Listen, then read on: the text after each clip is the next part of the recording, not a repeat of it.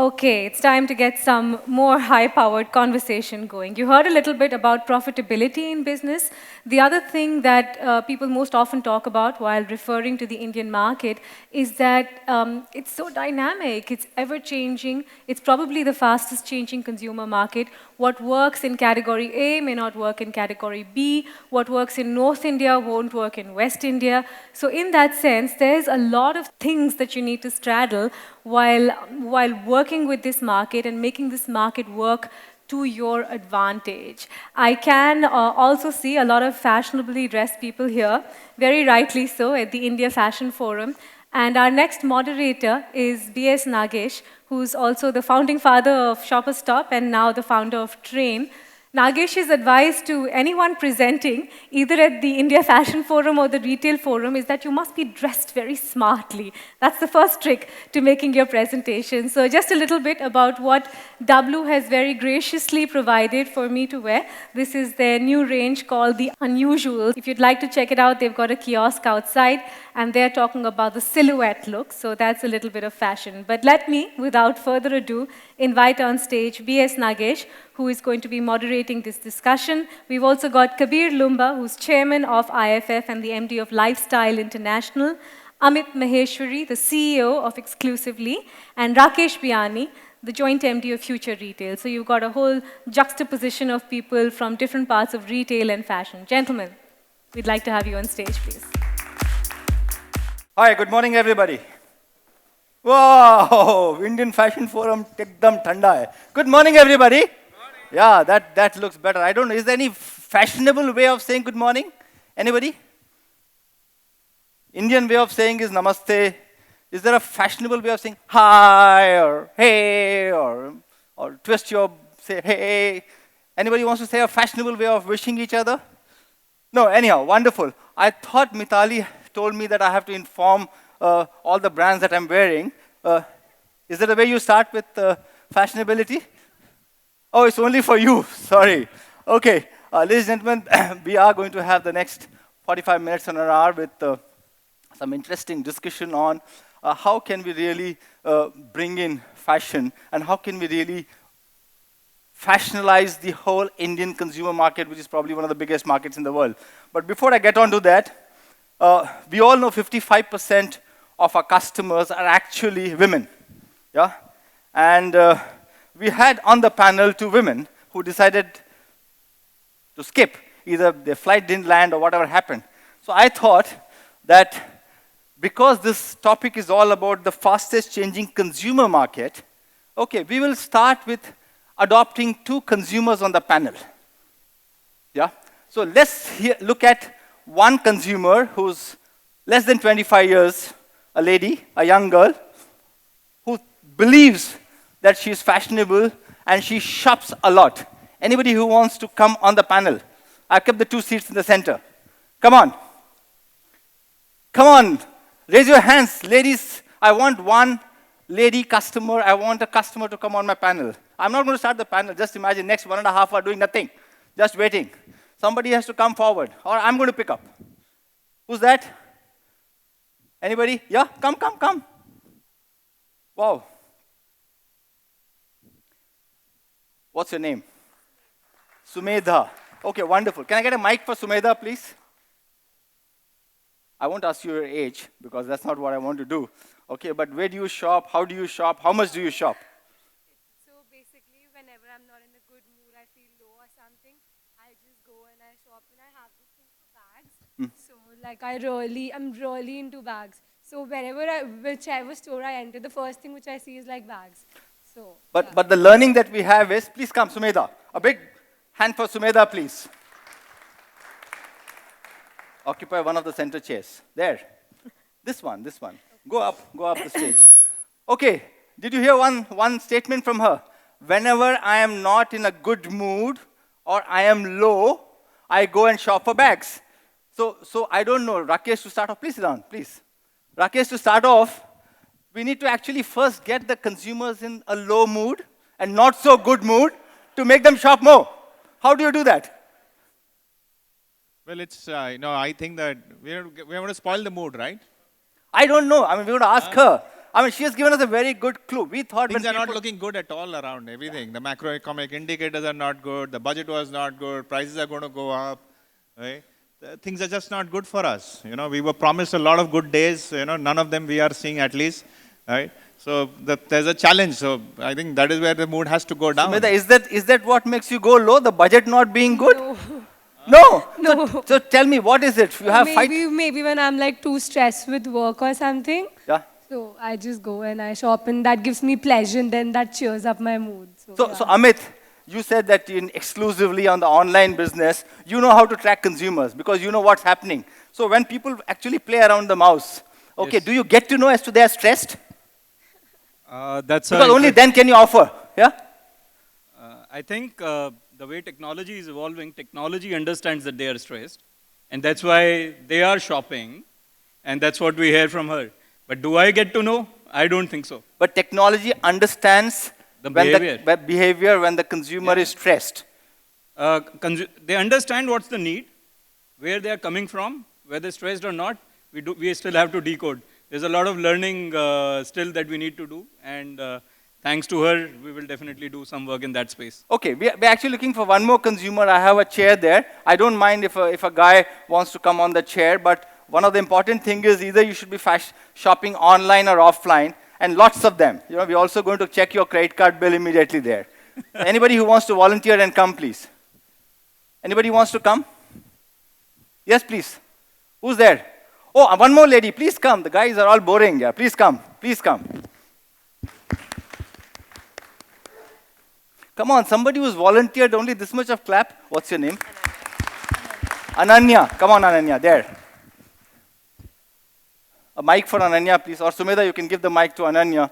Ananya, tell us, if you are also one of those stressed shoppers who go and shop, don't talk about it. No. Okay, let's talk about something else. We want to know, when do you shop? How do you shop? How much do you shop? And tell us the good things about the brands, the fashionable brands, and the shopkeepers in the shop. This is a forum you can crib as much as you want. So please go ahead and tell us about your shopping habits. I think for our generation, it's like when you see other people wearing something, you want to go shop, you want to buy. Like when we go out, we want to have like what everyone else has. We want to look better than someone else.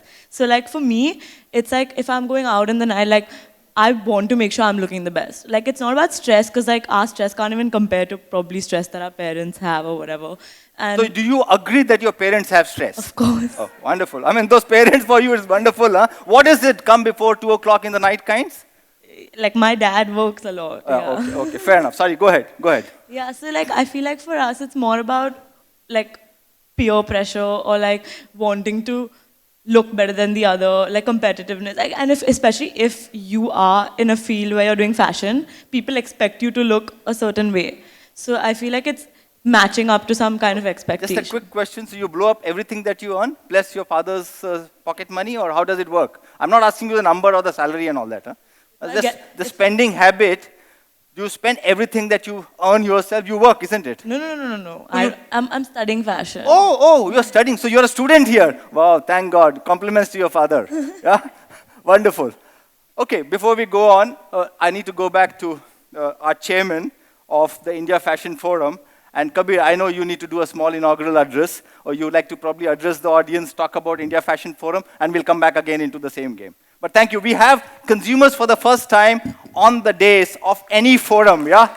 A true representative of consumers.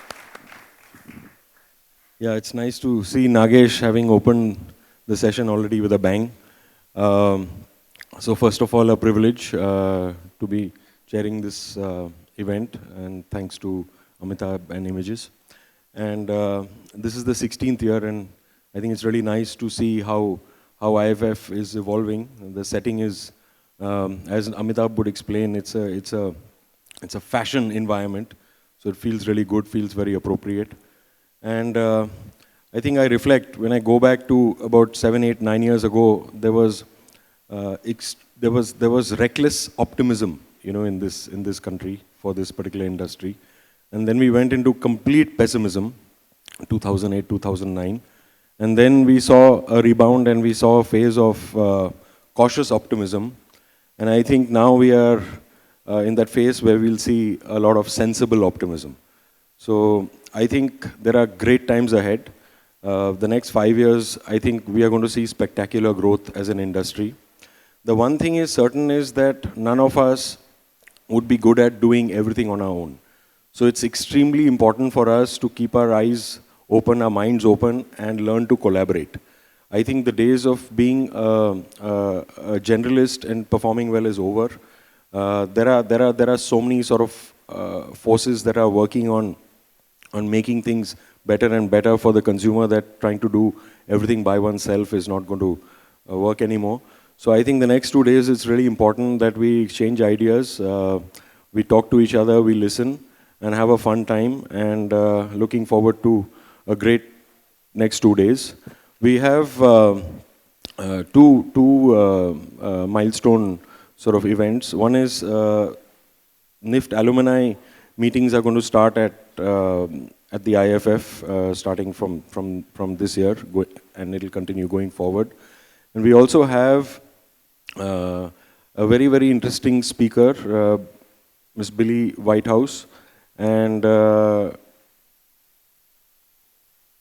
wearable technology is going to, I believe, change the way you actually look at things. So we all look forward to the session for tomorrow. So I think that's for now. And don't forget to attend the IFF awards, and looking forward to a great 2 days. Thank you, Nagesh. Thank you, Kabir. Thank you very much. This is not okay. Okay, let's do some clapping exercise. It's actually good for you. The acupressure is very good for you. Thank you very much. Rakesh, we are talking of a lot of international brands coming into India. As much as Indians are looking at those brands, I think the Indian market is also opening up for them, whether it is through the FDI route or whether it is through the media route. So I have two questions for you. One is the competition coming from international brands, the Zara, the Forever 21, the Forever New, and the H&Ms of the world. Is it creating a threat for the brands, or is it opening up the market? Number one. Number two is, are Indian men and women, I would say more women, are they all getting totally westernized? I was just trying to count without being intrusive as to how many people in this audience are wearing anything which is Indian by nature. I don't see a single guy in a kurta pajama or a manyavar dress, and I hardly find 2 or 3 women in the true Indian traditional dress. So what is happening? Is the Indian mindset becoming westernized? And Western brands coming into India, are they opening up the market, or are they creating a threat for the brands? I think, I have never seen any market in the world where competition comes in and actually it destroys the market. Typically, competition only expands market, and competition actually creates more opportunity. And I think some of these brands that you mentioned, have been here now for 5 years plus, right? And if you really look at over the last 5 years, and most of these brands come with tremendous amount of expertise on the women's Western wear business, which is, yes, one of the biggest potentials to grow, and it's quite clear. If you look at the history of fashion in India, fashion has originated in India and the organized form, and this session, the IFF, typically had landed up focusing on the menswear brands, and because we were typically had only menswear brands, none of us were really into the women's wear business. Women's wear business was, Western wear business did not exist when this, the first IFF happened. The ethnic wear business was an unorganized business, meant for boutiques or the traditional retailers. But look at the journey that has happened thereafter. Clearly, the women's wear is becoming a very, very important space. Majority of the departmental stores today, women's wear is become the #1 fashion category, or at par with the menswear, depending on what the scale is. And big chunk of that has been driven by the private brand programs that these companies have been running themselves. And that's because there's not been enough brands. And then we have seen, of course, Indian brands also emerge. We've got success stories in terms of what And has been able to achieve, or the 109 and the Kazos, etc. So quite a lot of them have emerged. And a lot of them have built confidence to sell to consumers based on what the consumers have been. First they were traveling overseas, then you have more. When these brands open up in India, of course they expose themselves to many more customers. And those customers start relating to it. As she rightly mentioned, when I see somebody else wear something, that's what I wish to wear.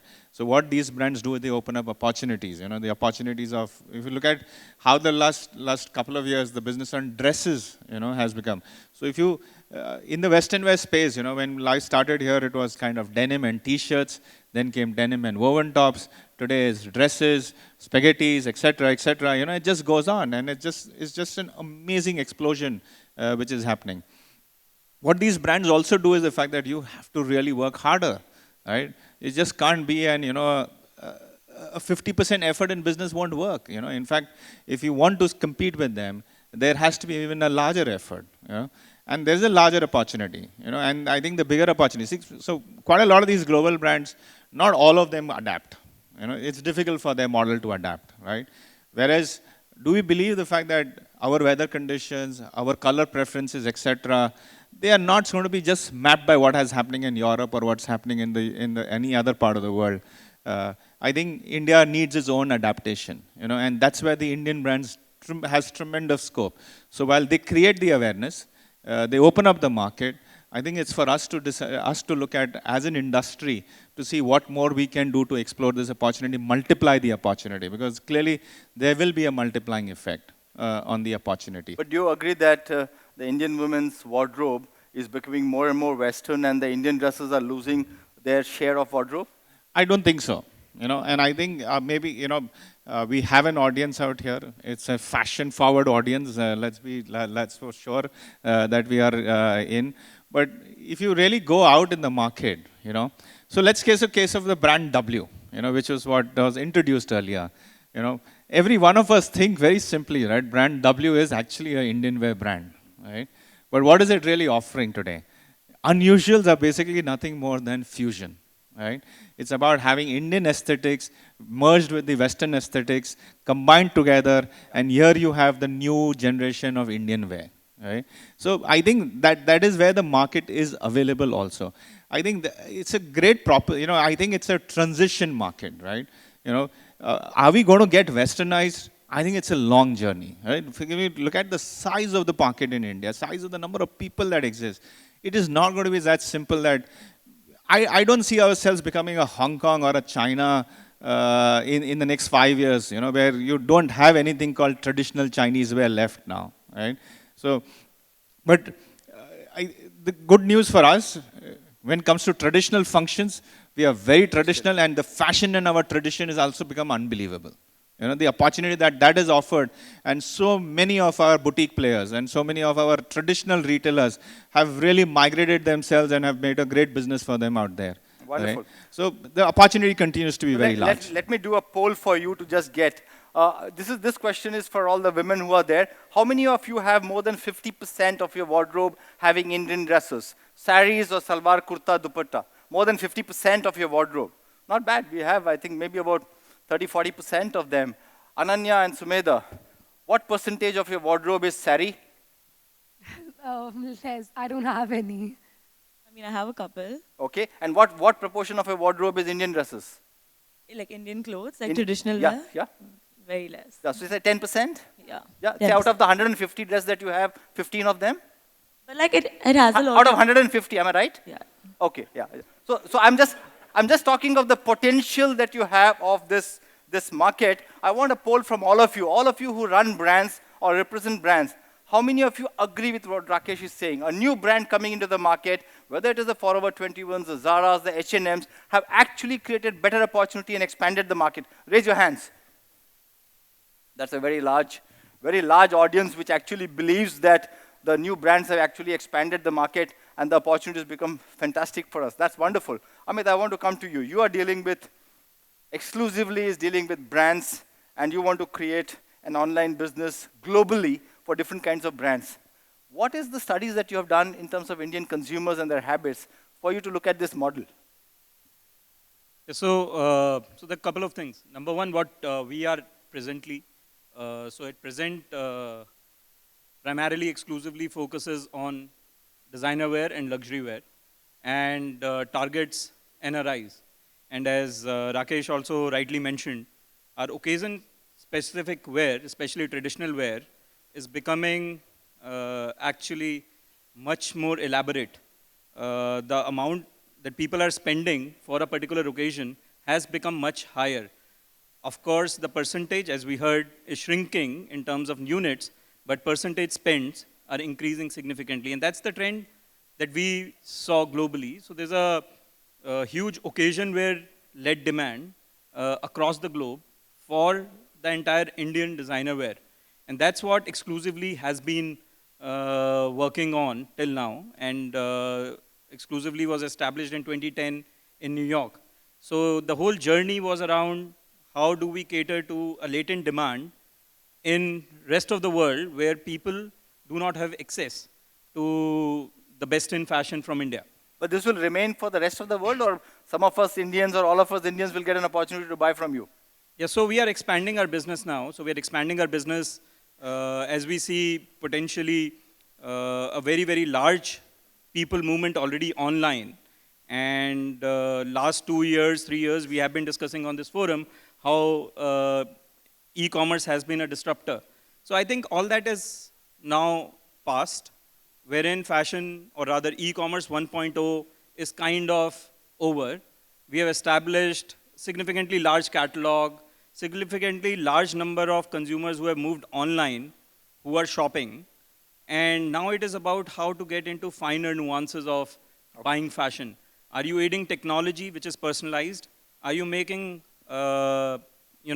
shopping a seamless experience? Are you making it fun?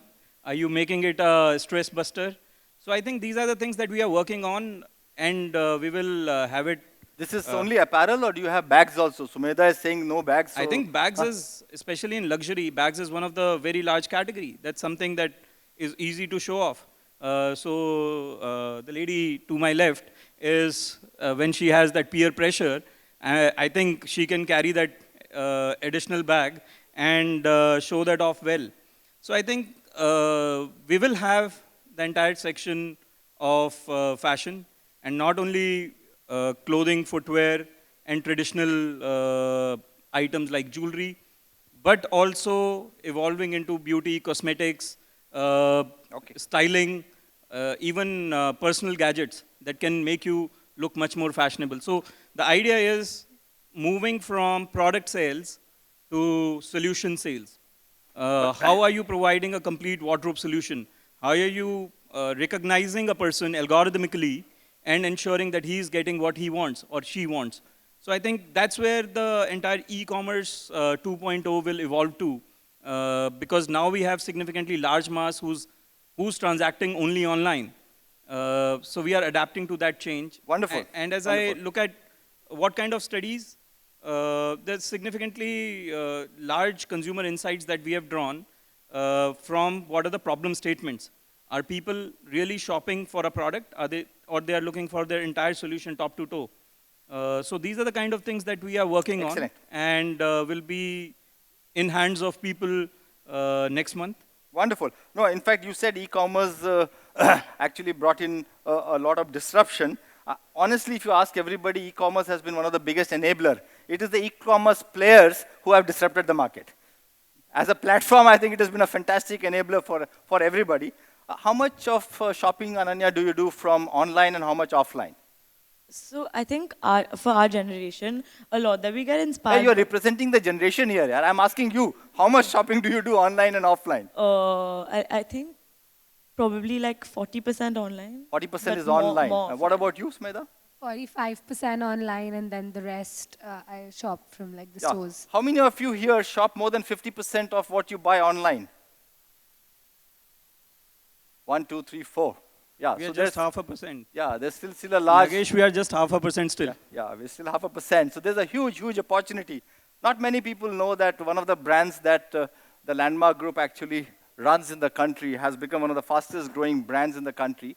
And he is talking of actually making Indians fashionable. That's one of the brands that really makes Indian fashionable at the mid-level. And Kabir, I know that you wear multiple hats, but for a moment I want you to wear the hat of a board member who also looks after Max. I mean, Max is a brand which probably is 3 times the size of Zara or 4 times the size of whatever in the country today, but not many people talk about it. You have really made fashion affordable all across as a brand. What's the learning that we have had? Is it the youngsters who are buying that? Is it the mid-age who are buying that? Just share with the audience the success of Max from 2 points of view, making Indians fashionable, and India as a consumer market being such a huge opportunity. I mean, the grapevine tells us that you will be a 2,000 crore brand, which is hell of a lot of business. The 2,000 crore brand in India, it's an Indian brand, of course, from the Landmark Group. Doesn't it deserve a clap? All yours, all yours. Yeah, I think what came to the table was a couple of thoughts. First was to bring a high sense of aesthetics, a high fashion sensibility, and then sort of keeping in mind that if all this is made really affordable, magic could happen. So the sequence was very clear. First, it was a great experience, great product, and then price. And it wasn't the other way around. Our feeling was that most of the players in the Indian market were actually approaching it the other way. First price, and then product. So Max has seen a 35 to 40% CAGR growth now for the last 5 years. And as you rightly said, it's about 1,800 crores turnover for this. Wow. That's what it'll end at in this financial year.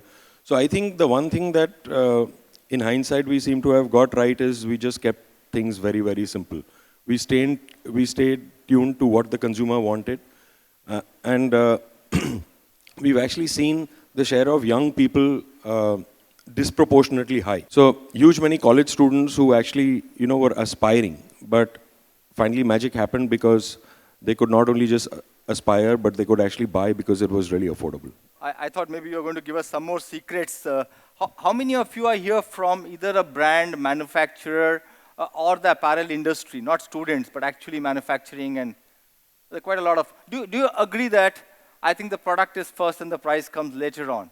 I mean, you build a great product, and actually it makes a huge difference. I want to go back to our consumers here. When you buy, you look at the product or the price first? First, I look at the product, and then I compare the price in terms of the product and the value it's offering me. So do you compare the same product, which means, let's say if you're buying, which is the bag you're carrying? Charles & Keith. Charles & Keith. So you look at the Charles & Keith bag all across the same bag, or you compare that with a high designer Lavi or some other bag? Both. I think I compare it with other brands first, and then when I enter the store, I compare it with the brands which are with the design of bags. Before buying one product, how many comparisons do you do? 2 to 3. 2 to 3 on an average. Ananya? So if I go to a brand, I know I'm going because I know the price range. Like if I supposing go to, like let's say LV, like I know I'm going to buy a bag between 45 to 50. Like if I want to buy that price range, then I'll go there. LV, you meant Louis Vuitton here? Huh? You meant Louis Vuitton? Yeah. LV? Okay, fair enough. Yeah. Okay, wonderful. So that means that the consumer is actually doing comparison shopping before they get onto it.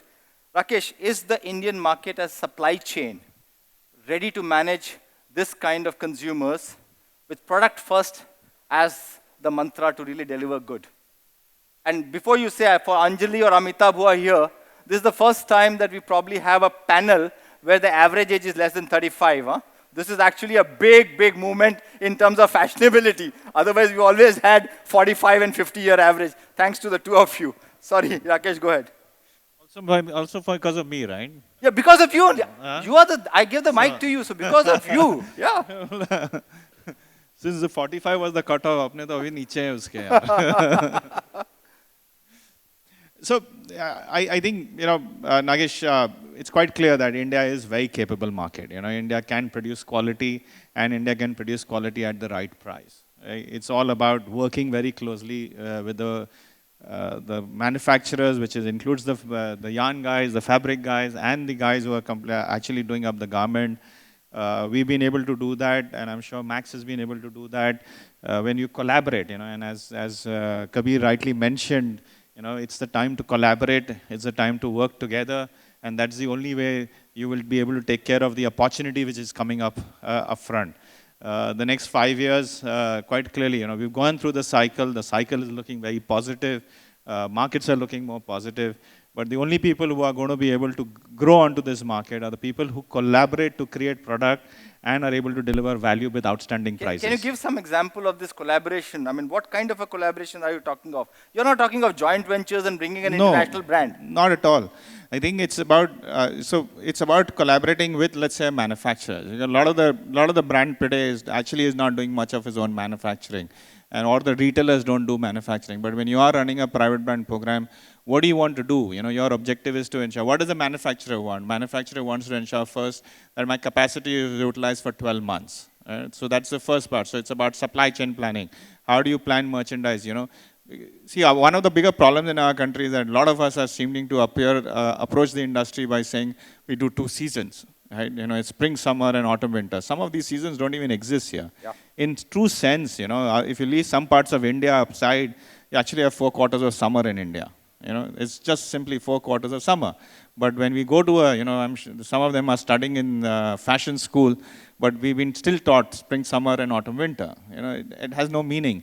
So, but if you think through as a 4 quarters of summer, and if you have a rolling plan, you can achieve the factory utilization for 12 months. That's the first part. Second is about how do you collaborate on to product development itself. Now, and that is where the innovation really has to come through. So it's about being committed to a certain set of quality standards, right? Working together from the yarn manufacturer to the fabric manufacturer and then converting that together. That's the collaboration that you do. And it has been proven in this country. Now, and even to a certain extent, some of these larger players, right? You know, when you meet them and when you discuss how are they able to do it, some of them are able to, because of the value multipliers that they work on, they're able to do this in a very short period of time as compared to what we do in India, but they are using air freight and things like that to achieve it. But it's quite doable within the country, right? As a group for us, we are so focused in manufacturing in this country, with more than 99% of our apparels being produced here. And I don't think so the value that we'll end up offering would have been possible without this partnership model. So we're talking of manufacturer as a collaborator, product development as a collaboration. What about the product design?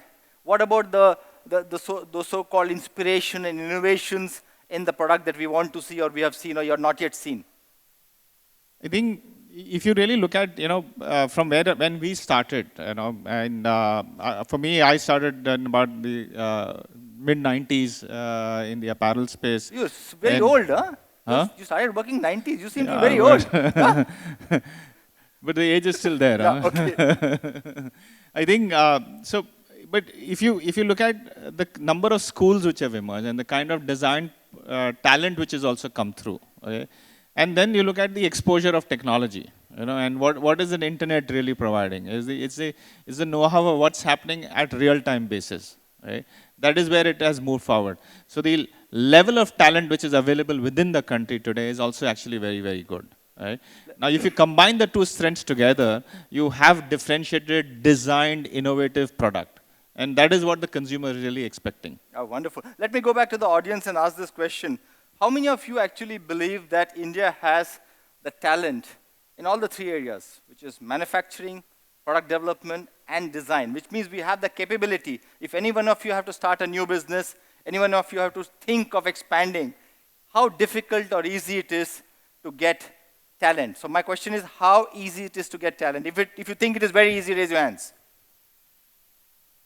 So it looks, it's very difficult to get talent. If you think it is difficult, raise your hands.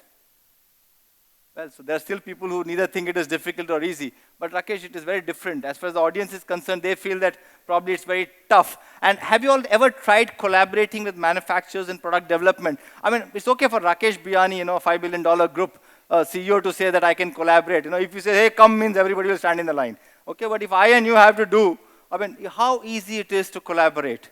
Raise your hands, people who think it's very easy to collaborate.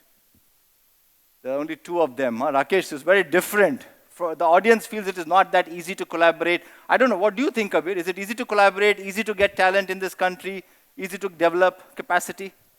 Yeah, I think it's quite easy to get talent. Wow. I think there's a fair amount of talent, and I think probably sometimes where we miss the beat is we fail to recognize the talent that exists. Okay. So we fail to optimize the potential that people have, and my view is that collaboration can take different forms. It doesn't always have to be inter-company, inter-partner. Sometimes it can be intra-company. Just getting various stakeholders within sometimes an organization to collaborate is a challenge by itself and an opportunity by itself. So I think there's a lot of talent. I think it's easy to collaborate. Sometimes there are just mindset blocks. So those of you who want to really understand how you can collaborate, I mean, please catch Mr. Rakesh Biyani and Kabir outside, because I mean, there it's 100% easy to collaborate, and here it's 100% not easy to collaborate. So there's a huge difference, and I think here we are sitting in order to learn and say, what is it that they see and they do, which is so different than the way you are seeing and you're wanting to do. So there must be some mantra or some trick probably they'll give. Amit, for you, you said you are a technology platform. Okay, now every person who runs online in this business says it's technology because FDI says you're, all that, I won't get into it. But you don't get into manufacturing, you didn't get into product, you just are a platform which creates. Yeah, we enable sales of all the brands, designers, and reaching them to the consumers. So, do I need to answer something? Well, I don't want you to I answer can that. keep on- I I don't can want keep to on answer talking. that part of it. No. Yeah. No, so I'm saying then, do you take responsibility for the design? Exclusively is a very strong Yeah. word. Okay, do you take responsibility for the design, the quality? You're telling me the average price is 18,000, the average ticket size is 32,000, hell of a lot of money. Yeah. So do you take responsibility? How do you ensure that the consumer is getting the right product, the most fashionable product, and the right price, the quality, everything? Sure. So on behalf of Exclusively, what we do is we put the customer first. And as a fashion branded marketplace, we work with people who are making a difference in the space of fashion, thereby ensuring that you are delivering the best in fashion, as well as quality material is reaching out to the consumers. To that extent, it's buy invite only platform. So it's not that anyone and everyone can list and sell. Oh, you are talking of the buy invite for consumer or buy invite Buy for invite supplier? for the seller, For for the the seller. manufacturer, Okay, for the okay. designer. But I can come and shop in your place. Yes, Oh, consumer is wonderful. all open, right? Because we are curating at the back end what is best in fashion, what is fashion forward, what is it that consumer expects, and in the entire journey we help them taking that buying decisions very carefully. So it's when they are doing the shopping, the whole experience is personalized, and hence even our customer service is extremely personalized in terms of if there is any look and feel that they're wanting to get into. So we do recommend even to our consumers. Now, if I reflect back and see how we can help improve the supply chain, I'll not take too long. If we need to help and improve the supply chain, is we are able to create patterns or trends which are spanning across multiple brands. What is it that consumers are shopping? There's a very good phenomena, especially very well adopted in electronics, which is pre-launches. People are doing bookings rather than retailer booking or distributor booking. People are doing consumer bookings. So there's a huge lot of buying process that is happening, which can make the entire supply chain very efficient. There are dipsticks, which you can do, or you can do pre-launches. You can even invite consumers who are shopping with your brand, what to expect next season. So all these things are going to shape up the efficiency model. Wonderful. In the future. So let me go back to our consumers here. Rakesh talked about 2 seasons, spring, summer, autumn, winter. When you shop, and both of you could answer this, do you shop as per 2 seasons, or you shop when your mood is good and you shop when your mood is not good? How does it work? And how many times in a year is your mood not good? Because that defines the season for all of us to manufacture it for you. Start from Sumedha, come on. So, basically, I don't really shop for seasons. So, I know, okay, this spring summer 16 is on, it's going on, so there might be new collection. But a very small proportion of my mind is diverted towards specifically the collections of the What two about you, seasons. Ananya?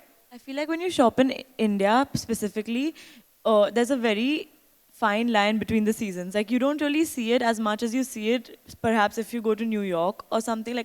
If I travel there for the summer, the way I see a season there, it's obvious that it's for a particular season. But when you see it in Bombay, it doesn't make that much of a difference. But what do you think? Do the brands which are actually sitting here, do they really understand seasons? Do they give you as per seasons? No? Oh, wait. Let me ask Mitali. Mitali, I wanted to ask you something else. You seem to be the most fashionable person because you buy your wardrobe, plus you anchor, 300 days a year? wardrobe. I don't buy all of it. No, so that's I'm a exactly cheap. what I'm saying. No, the only point I wanted to make, Nagesh, is that I think your consumers are representing a Western India market. And just as someone who lives in North India, I think seasons are very much there and very much followed. I mean, there is an autumn-winter season, and there is a whole turn in fashion, both especially in terms of footwear, also in terms of, coats and jackets, and that changes when summer comes. So, as I was saying earlier, You're from the I north. think I'm a Bengali from the north, so I'm confused. Bengali from the north. So you're north But, and east and yeah, northeast. so my Yeah. point is that I think in India there's so many dynamic pockets. You need to be aware of So that, let me ask you a question. Yeah. In your wardrobe, not Yeah. the ones that you get from the brands, the Yeah. one that you buy. Yeah. Okay, in that wardrobe, how many seasons do you have? 3. Explain the season, which is the Summer, third. autumn, and cold winter. Summer, autumn, and cold. So cold winter means fur and that kind of a thing. I'm against fur, but yes. So, Other so, things so that the might keep me manufacturers warm. have 2 seasons, the consumer has 3 seasons, and the consumers also have multiple moods. Okay, which I think is what probably we need to understand. And if you're talking of Amit and you're talking of exclusively an online business, they're also talking of understanding the consumer mood, understanding the shopping habits, and actually being able to personalize, which I think is amazing. Nagesh, Yeah. just a quick point, Bengali from the north, right? Typically, Bengalis, right, the temperature is already -5 degrees compared to the actual temperature outdoors. So Which is why I have 3, no? I have Negi, autumn and a cold winter. Mitali is, he's making a comment. He's saying you're so cool. That's what he's trying to say. -5 degrees. That's I'm wonderful. used to the Bengali jokes. It's okay. Just a point, Nagesh, probably a little on a serious note. I think Arey, we were all serious. We have been doing serious business. Huh? This is not fair. Yeah, okay. okay, she's -10 then. Yeah, okay, yeah. So I think it's moving from seasons to occasion. Okay, and I think that's really the trend. It's moving from seasons to occasions. Whether it is winter, you can classify it as a season. You can also classify it as an occasion. You can classify beach as a season or an occasion, which is holiday. And I think it's moving towards occasion, and we can see it so distinctly as patterns emerging. So people are buying for more occasions, whether it's Diwali. So people are dressing up for a particular occasion, whether it's wedding as a season or wedding as an occasion. So there's a lot of sales which people are buying for an occasion. Getting into college, back to school. So it's an occasion. You may not classify it as a season. So I think that's how the wardrobe is evolving. Let me ask Kabir. Kabir, the hat of a department store managing director buying from all the brands, the hat of somebody who also oversees or looks after Max, selling brands. In your sense, how should a brand or a manufacturer look at the seasonality of India? If you look at one India, if you look at multiple India, how do you look at seasonality? If you add seasonality and occasion, I mean, in the language we talk of 6 drops, 9 drops, 12 drops. What is your advice out of your experience to this audience? Well, I think you need to look for occasions to sell seasonal merchandise. Wow. So I think whether we like it or not, the weather does play a part. So doesn't matter what the occasion is, you can't sell summer wear when it's 2 degrees in North India. So I think it's important to just stay practical. I think the consumers are seeking comfort. They want to be comfortable. They want to be feeling good. They want to be looking good. So unless you get all the 3 ticks, you're not going to have a sale. Okay, let me switch this, Rakesh. You have actually your group has been involved with probably investing in some brands like Biba earlier and Mineral today, and they're all growing, okay? If you look at the current entrepreneurial ecosystem, is the opportunity for them as good? Because every investor is wanting to invest in technology. And if you have an online business, you don't do business, lose money, you get higher valuation. Here it is just the reverse. What do you think is the opportunity for young entrepreneurs, budding entrepreneurs, to get into the fashion business? Because the consumer is young. What's the opportunity? I think, I know, if you statistically, I think maybe some stats were presented before in the session. In a very simple form also, if you really look at it, even if you consider the fact that the market is going to grow by, apparel market will grow at $20 billion, $30 billion, whatever, this $20-30 billion is a lot of money. It's like almost like 1-2 lakh crores of rupees of sale are going to happen. And that's where the market expansion is going to take place. And that's going to be because of the fact that we have this massive population, massive aspirational consumer who is so connected and wants to have the best trend to be there. Now, if you look at our own partnership, I think about 5 years or 6 years back, we had partnered with Biba and we started off when they were all both smaller companies. We worked together, built our retail ideas, worked with their product thoughts. Both of them are brilliant on their product thoughts. What we have knowledge is on distribution. And combine the strength together, these brands have grown and become larger. And we believe the fact that there are another set of people who can groom them further. And in the meanwhile, we have gone ahead and picked up Mineral as another brand which has started moving in the right direction. And there are other brands in the footwear space that we have currently invested in. So I think there is enough opportunity. So is the advice to actually come to people like you and Kabir and others and actually tie up strategically with your kind of organizations? Or should they be looking at independent investors and then grow? Is strategical partnership an important thing for the budding entrepreneurs? Because you spoke about collaboration in the very beginning. I think that completely depends upon what the aspiration of the brand owner is. What does his aspiration is, right? If you really want to become, your aspiration is to become large, then yes, a collaboration at a higher level makes sense. If the aspiration is fine to do a smaller business, then you can create a market for yourself in that business itself without any collaboration. And it could be collaborating with a set of stores, whom we can work together with. So there is opportunity at all levels. What I'm trying to say is the fact that it completely depends. There are people who want to grow larger and there are people who are happy to remain small. Yeah, when I spoke to a lot of youngsters and say, what's your aspiration?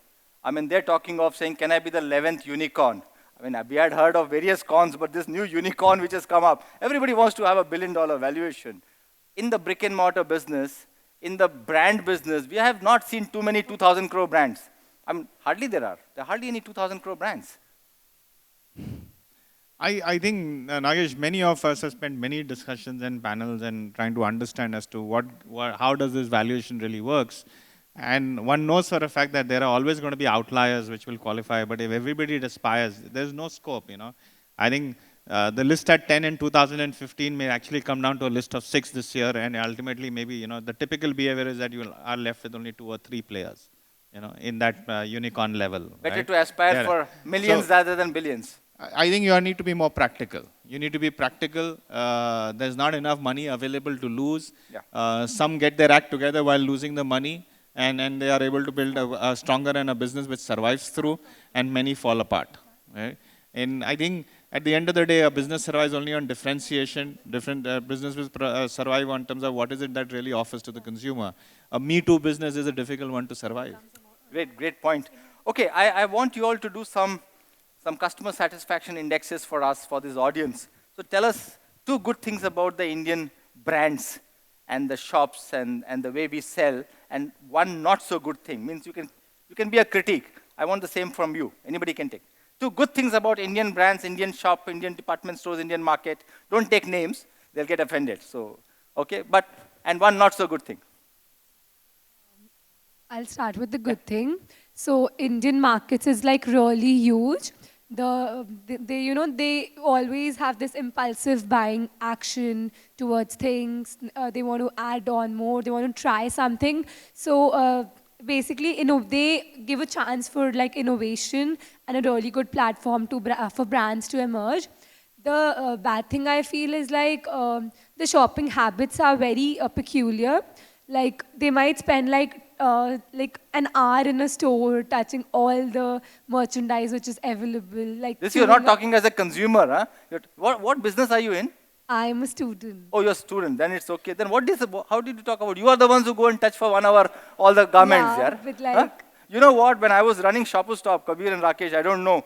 I met somebody who came and said, Mr. Nagesh, you come to the Mithibai, that area, all students. And he says, this is a dare that happens around Shopper Stop on Dairy. I'm talking of 90s. The dare was, who can go and pick up that Levi's label from Shopper Stop? Who can go and do this from Shopper Stop? Not that they were kleptomaniacs, so they wanted to steal. It's just sort of fun that they wanted to do that. Yeah, what about you? I feel like the good things are like, supposing traditional brands, like it keeps us more rooted to our traditions and it gives us opportunity to see fusion. But like the not so good thing is that you probably like some places the quality wouldn't be so good, or the options aren't so varied and stuff like that. Okay. Anybody in the audience wants to add to this, the consumer speak, and then I'll go to the panel and again come back as a question answer. Only as a consumer, huh? Not as a brand or manufacturer. As a consumer, as a consumer, talk about two good things about the Indian brands. You can stand up, tell your name also. Yeah. My name is Akash Jain. I'm a chartered accountant by profession. Wow, wonderful. Yeah. So the good thing about the Indian brands that I like that they have the ability to meet the requirements of middle class and also the upper higher class. So that's the good thing I think. And is there anything which is not so good about it? Sometimes they compromise with the quality, I would like to say. Okay, okay. Thank you. Rakesh and Kabir and even Amit, we are talking about price as not an important thing, but the quality as an important thing. The whole discounting that has started off in the Indian industry, the so-called end of season sales, consumers love it. I as a consumer get for the same price 5 times more items. What do you think about that behavior that is happening? Discounting, price erosion. I think, Nagesh, you said it. The consumer loves it. And Hey, how many of you love discounting? Oh, there are still some people who don't love discounting. This gentleman doesn't love discounting. Amazing, yeah, we still have 6% customers, yeah? Yeah. How many of you like getting free? Look at that, I mean, look at these two. You're not supposed, I didn't ask you all, come on. Yeah, sorry Kabir, sorry.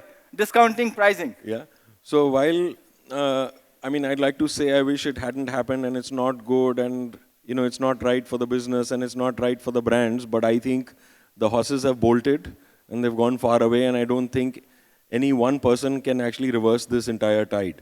So I think now what we need to recognize is that this is going to continue, and how do we continue to actually offer good quality merchandise. That's most important, because finally the merchandise will be bought at a discount, but when it is used on a regular basis, what gets noticed is actually how good the product is.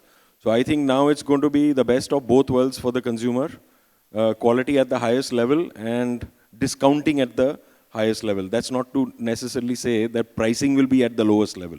So there are various games that are being played where I think not everybody has the time to sit and do this whole calculation of net price, you know, an honest price which is sometimes lower than a price which is higher post a discount. But consumers will be consumers. All of us are the same. We are not always rational. So it's something that we need to learn to live with. Before I ask Rakesh, I don't know how many of you got the statement he made. Product and quality as the highest level, discount at the highest level, but not necessarily price at the lowest level. Okay, जिसको समझ में नहीं आया वो हाथ उठाए. मेरे को तो समझ में नहीं आया वो. But this was a very, very clever statement that you made. I love that. Rakesh. Well, I think the discount season is here to stay. There's no question, and that's going to happen. The real deal lies in the fact that, you know, how do you get that share of the sales that you do in discount period to become lower by actually improving your sales in the non-discount period. And I think that is the formula that one needs to work on. And that formula is going to be about what are you doing to get your product right? What are you doing to get your design right? And what are you doing to create excitement among consumers so that they say, that's what I want to wear. As she said in the opening, right? I only like to wear what I see, or I get excited to, you know, buy something that I see somebody else wearing. That's clearly a case, right? So where do you and what do you do to showcase trend which excites many more customers to come and say, that's what I want now, I can't wait for the discount period.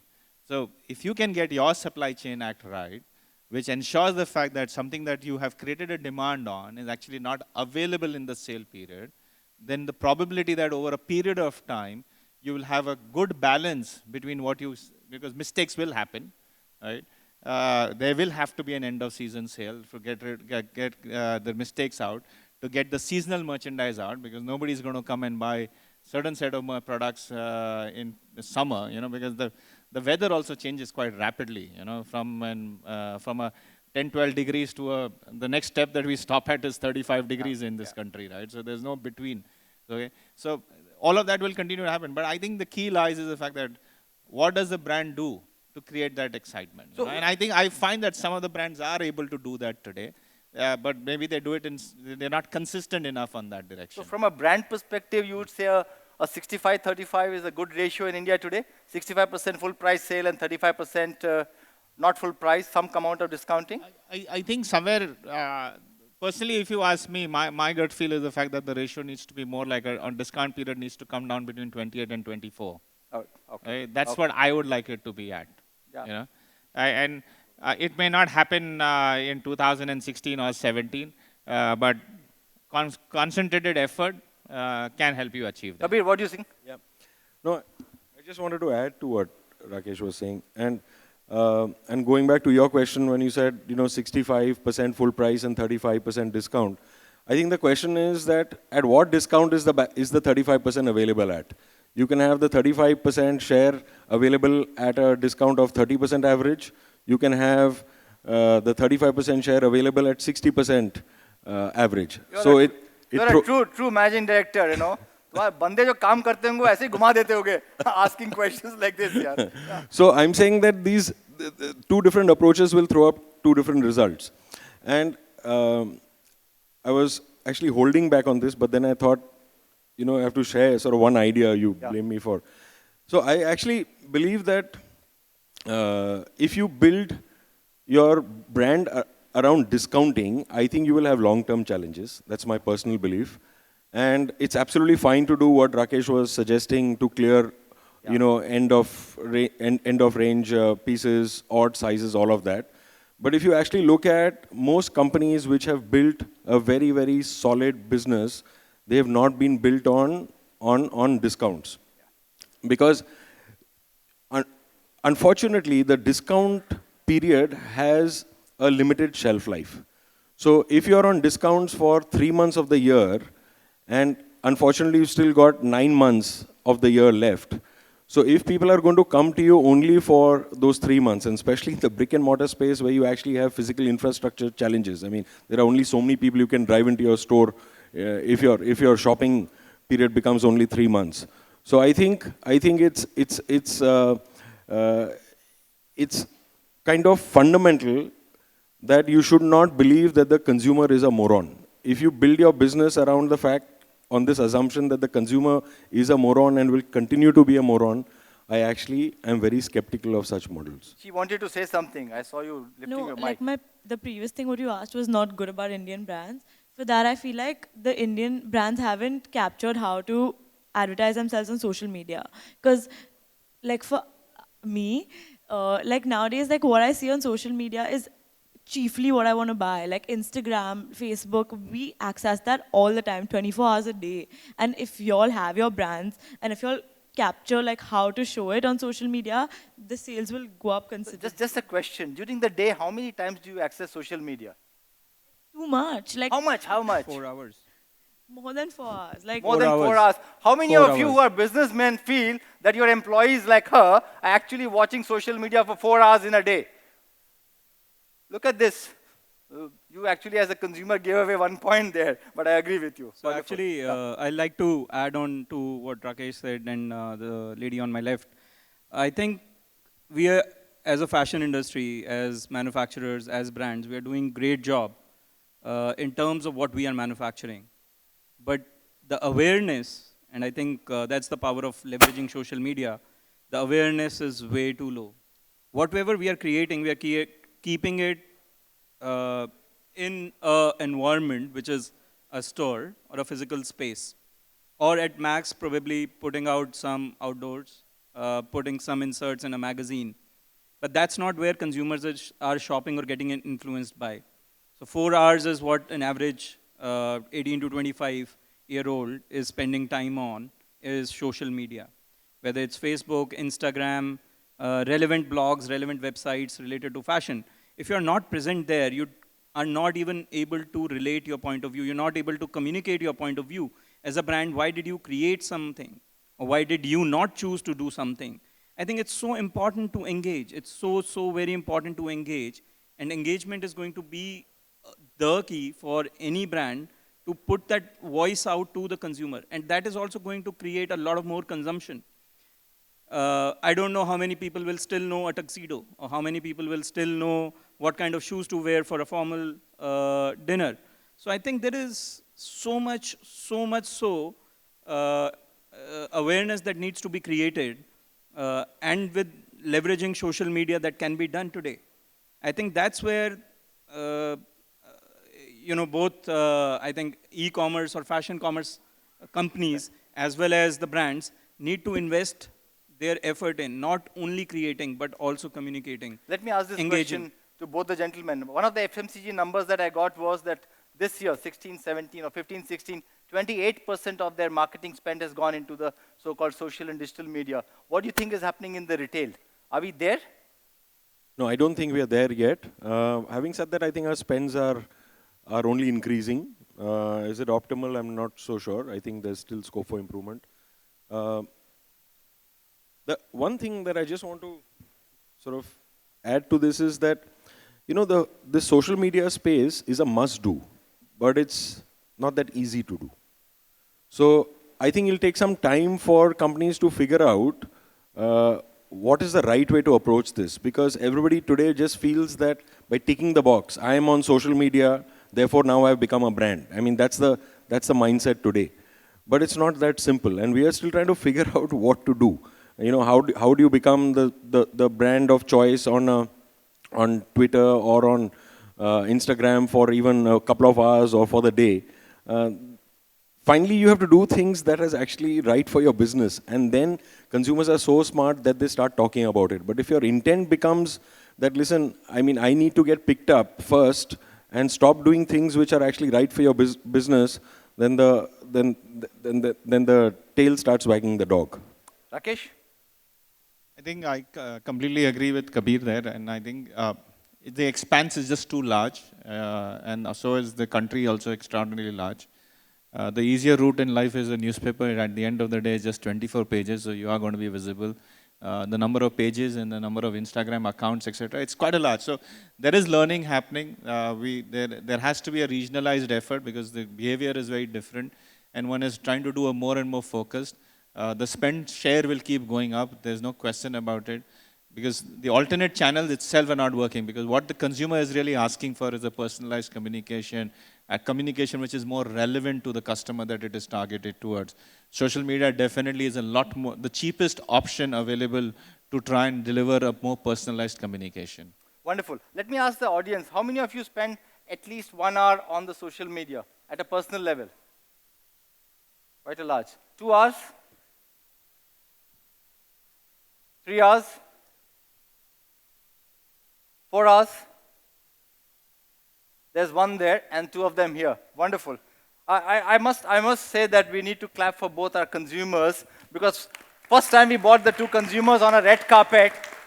I must also say that Rakesh, Amit and Kabir had notice of at least 3 weeks that they are going to come on this August panel, with the torchlights and the limelights on them.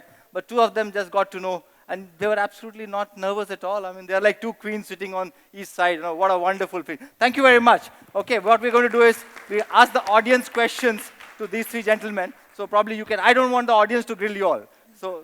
And you come back for the photograph. Or you want to sit? Be here. Let it be. Okay, we'll open the house for audience question answer. We have 20 minutes. Request is please ask a question, no comments, and keep it short. And if you want a particular panelist to answer the question, we'll do that. I'll go to the lady first.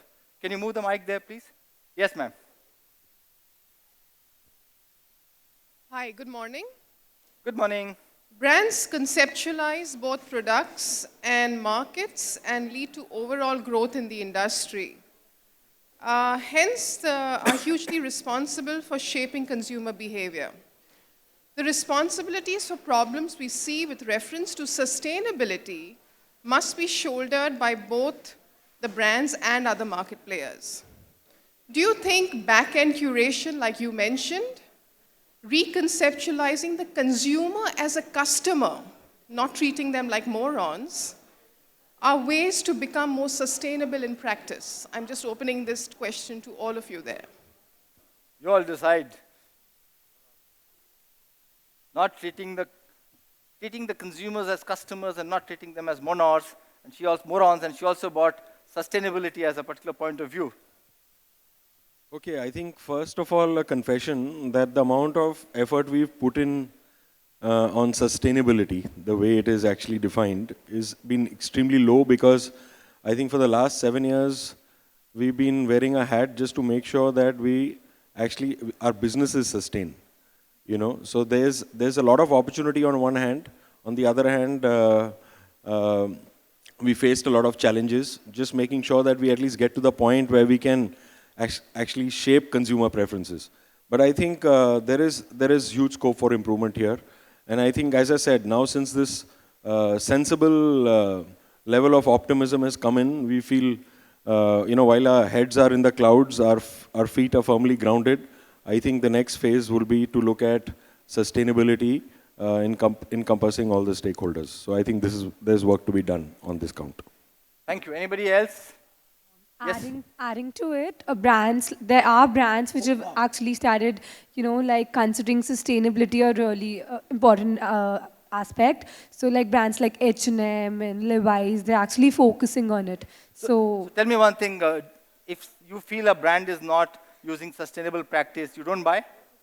no, I do buy it. But if a brand says we have sustainable practices, It's like, it's more, it gives you a really attractive offer, and, like with the environmental awareness and all these campaigns going on, you have that emotionality towards things that. I like this wonderful word. After all the sustainability, still attractive offers. I Yeah? think, Nagesh, it will be only fair to share that, as members of Retailers Association of India, over the last 3.5 years or so, we have been able to bring down the consumption of plastic bags across India by almost 80%. Yeah. Right? Because that is what we have been able to do together as an industry. And, we have done everything that is possible, but what is happening is the fact that sometimes this debate related to sustainability and what is applicable in India is actually becoming very, very difficult. And the country is actually not totally ready, because it's not about just what we do as retailers, but it's also about many other things that need to happen. The whole environment has to change around you. Everybody needs to be going towards that direction. So we need to be also practical in terms of when do you scale it into our country. Yeah, but I think the question was also to say, can we make a beginning somewhere? Are we doing a beginning? Is there something that we are really doing in terms of sustainability? Yes, ma'am. Hi, my name is Gauri, and my question is to everyone on the panel. As we're talking about, a lot of Indian brands, segueing into fusion, etc. What's your view on the plus size opportunity, especially at the higher end of the market in apparel? Rakesh, you should answer. Yeah, you have a brand called All, and we do have a plus size business, and it's actually doing extremely well for us. Clearly, there is an opportunity, but at the same point of time, I think the other trend that if you really look at what's happening in India, there are a lot more people who are becoming health conscious. The data, if you look at more closely today, the best-selling sizes are actually dropping now.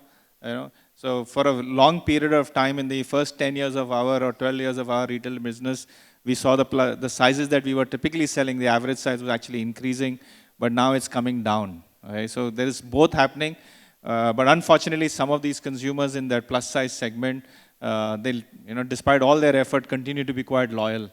So it's an opportunity. It is going to be an opportunity in India also. I actually would agree and also support from one more point of view. If you look at the made to measure, if you look at the ready to stitch, and if you look at the whole tailoring becoming a profession back at a higher end, is actually increasing. So which means a lot of customers, forget the ones who are the plus sizes, even the regular customers of the right body sizes also going and getting their fits made. So that's a trend which is catching up, maybe very small, 2-3%, but that's a trend. Any more questions, please? Yeah. Hi, good morning. My name is Rishabh. My question was that, future technologies which act as enablers, there is a lot of talk about hyper-local as a concept. Does it work well for the fashion and apparel industry? And do you see that the online world and the offline world coming together through this technology in the future? Yeah, so go ahead. So I think, as you rightly mentioned, now there are two things. One is omni, one is hyper. Okay, and there are a lot of multiple such abbreviations. Omni for sure has started showing results for fashion as well. We work very closely with Shoppers Stop now. When I say we as a group, Snapdeal being the parent company as well. So Snapdeal works very closely with Shoppers Stop in the whole omni-channel effort and cross-collaborate from right from the site to in-store distribution, sales, purchase. So I think this is evolving. Has it been ironed out completely? I will say no. It is evolving, and that is going to be the future because at the end of it, you are getting the entire inventory available to consumers across the board, across the entire platform, across India, right? So you're opening up possibility of sales, making the supply chain more efficient. You're also ensuring a particular size, if a consumer is moving out because he does not have that size or color, he's able to shop through another store in another location. So Omni is going to stay. About hyper-local, in case of fashion, we have seen, although we do instant delivery also, which means delivery under 3 hours. But the consumption for such things are more in case of grocery and electronics compared to fashion. People are still okay with a 2-day, 3-day delivery.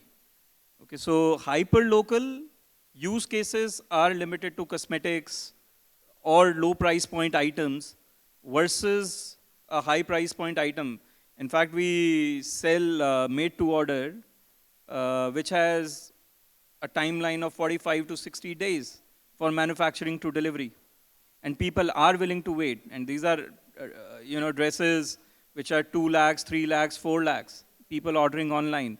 So it's a very different take on fashion when it's about a personal consumption, which is you are looking at immediately, then people want it very, very fast. And that's where hyper-local is becoming more prominent versus an omni. Omni is definitely a very, very large phenomena of getting everything as a virtual inventory. But there is a trend which has also come in the department store industry. If you look at Saks, Nordstrom, Macy's, look at John Lewis, we're actually talking of hyper-local in a very different way. 35% of what consumers are buying are actually click and collect. So they do want to go into the stores. And the balance 65%, out of that 56% are people who are actually going on site, looking at it and then going and shopping. So there is almost this, there's a blur now between online and offline. There's a blur between the behavior. So you cannot say I am going to only serve you between 10 to 6. I need to serve you 24/7 because you are connected 24/7. Yeah, there's a lady there. Yeah, go ahead, please. Good afternoon, panel. I would like to ask you, like I've come across this on Forbes magazine that like how there are stores selling online and there are stores selling offline. So now the market leaders are trying to focus the way out to link both offline and online service. So in Brazil, there's a designer store who have started a hanger which they have with their stock. In that, they get the likes on that. Like, for example, if 2,000 customers have liked that thing on their page, the garment, so on the hanger, it'll be written 2,000 likes. So that will actually push the customers to buy offline too. And they could connect online and offline in both the ways to that brand. So why aren't we starting that in, like, even thinking about getting different type of ways to get a link between online and offline market? So that's a nice awareness. As I was mentioning, how are you creating awareness? And of course, very good solution for retail to implement. If there are people who are liking that product, and if you have a way of communicating that, I'll probably... And just imagine one step ahead, Ananya goes there, or you go as Ananya's friend, and the hanger says 2,000 like, out of that 150 Ananya's friend like it. Yeah? It'll be nice for you also. There's also a very interesting phenomena. In fact, for marketeers and for people over here, the entire business community, there are likes, but there are no sales. But tell me, so dynamic pricing will bring in, or what is it? So you're able to capture that essence at that very moment. And the customer could actually feel that this is the garment which 2,000 people liked. Fair enough. So yeah. Any new technology adoption which you have seen, he says that the people like but they don't buy. So is any new technology adoption that you have seen in the Indian market? These are ika-duka things happening around, I do appreciate. But anything that big you have seen in terms of brick and Yeah, mortar? so I think just to share a new trend, we make these forecasts, and now there's a new research report that has come out from the US, where the Z generation, the age group below the millennials, they are actually now quite fatigued with shopping online, and they want to only go back to the stores. So they are fatigued with whatever is happening with the previous generation. So there is another point of view that moment people see that there are 2,000 likes, it's actually going back to the old world where people are saying that if 2,000 people like it, I don't want to be the 2,000 first. So I'm saying that there is probably a certain sort of shelf life to any form of innovation. So one hanger saying liked garments, one hanger saying unliked garment. Yeah, and Yeah, probably. sorry, you wanted to say something. Yeah. So if you want to make, there's this new technology which has also come up, the virtual mirror technology. So like as Sir said, a lot of people wouldn't want to buy something which already 2,000 people have bought. So to give like a new shopping experience and innovations, use of virtual mirrors for like dresses, apparel, for everything can be also used. I did go and see a Shopper Stop there, put this virtual mirror. So I went and I was just silently watching one consumer, in front of the virtual mirror. I mean, you literally have to play with the mirror to dress yourself. So I saw her doing like this, like this, like this. I didn't see the mirror. I was on the opposite side. I said, why is the consumer in a shop doing like this, like this? But I think these are new technologies, exciting people. Anybody else on this side want a question? Yes, please, go ahead. We have 7 more minutes, so we'll take 2 more questions after this, please. Yeah. Hi, I'm Arnab. Sometime back I was meeting a person from Myntra. So he mentioned that the full price sales on websites are usually not more than 25% in the apparel fashion category. So I wanted to ask that, do you see in the future the full price sales percentage going above? Or do you think that even at the current level of full price sales, there's somewhere the online business model can be made sustainable? Amit, you can take this. Yeah, so I think there are two questions. If I read it rightly, I'll reiterate. One is, will full price sale happen online? I meant, will the percentage go up from what it is currently at 25? So, okay, so full price sale, as I said, first of all, we have to look at where we are today. E-commerce 1.0 is almost at the edge. When I say 1.0, it was all about getting products at a particular place, ensuring that it is delivered. I think that is over. So a lot of consumers already online. There are more than 10 crore people who have shopped or who shop online in this country. When I talk about e-commerce 2.0, it is about now creating that differentiation of how to shop, what to shop, getting that convenient, and in thousands and thousands of products, which one is going to be right for me. When it comes to that personalized service or personalized tailored produce made especially for you, at that point in time, it's not about money. It's about getting that right product. And as we heard the consumers, they said, we care for the product first. And then that's when they have zeroed down on a product, that's where the price comparison will start. Now, depending upon how well you can understand your consumer and service them, you will be able to definitely command much more premium than it is being charged today. So you do believe 75% will remain on not full price, or I mean, what it will only going to go up. In fact, I'm saying discount will go up or the full price will go up? The full price will go up. Okay. What do these gentlemen think? So Nagesh, in fact, I was just wanting to add that what will happen actually is difficult to say because I'm not seeing the full price share going up right now. But what I wanted to share is what should happen is that the full price should go up. That's our wish. Yeah, exactly. And if you actually look at some of the, I wish there were some representatives from H&M and Zara over here, and if they were willing to share what kind of markdowns they offer, these are sort of $100 billion market cap companies. If they were willing to share what kind of markdowns they have, we'll be quite shocked. It's going to be far, far lower than the number that Rakesh came up with at 24%. I can share with you what we do for Max. It's far lower than the Indian average. So I'm just trying to say that if the full price doesn't go up, I think then we are back in trouble. Yep. Yes, please. Hi, my name is Bob. I just needed to ask the panel about the aspect of comfort.